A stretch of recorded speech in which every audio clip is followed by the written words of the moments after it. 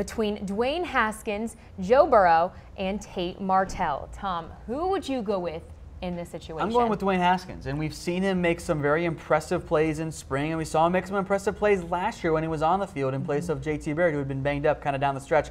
I think Haskins brings you more of a deep down the field thrower. Now, he wasn't great in the spring game, 9 of 19, 120 and 2 TDs. Joe Burrow actually outplayed him, 15 of 22, 238 and 2 TDs as well. And poor guy, he needs to get a decision quickly. Well, I think that this is normally you don't see a whole lot of teams making a quarterback decision before spring or before fall practice, or at least the mid part of fall practice.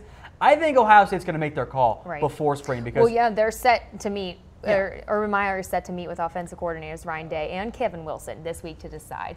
Because if Joe Burrow doesn't win the starting job or doesn't feel like he's actually still in the mix or can actually win the job, he's going to transfer. He's going to graduate at the end of this semester, in May to be exact, and then he can go choose a new school. There are a lot of teams that need a quarterback, and Burrow has that ability there. I'm still going with Haskins.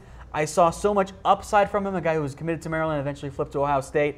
He'd be my pick. I think he maybe even was better than JT Barrett last year, although we didn't see a whole lot of Haskins, just some nice flashes there. But I see some accuracy. I see some good deep ball ability. I'm going with Haskins there. As for Tate Martell, I don't think he's really all that in the mix. I think that he's getting some reps there. Was okay through the air, if that, was maybe just kind of bad at that. He was 5 of 16 for 28 yards and an interception in the spring game. Did have 69 yards and a TD on the ground. He's a little bit more of a running threat than Haskins, who I think brings more of a polished passing game right now. We know Martell is the upside, but I think Haskins is your starter for Ohio State.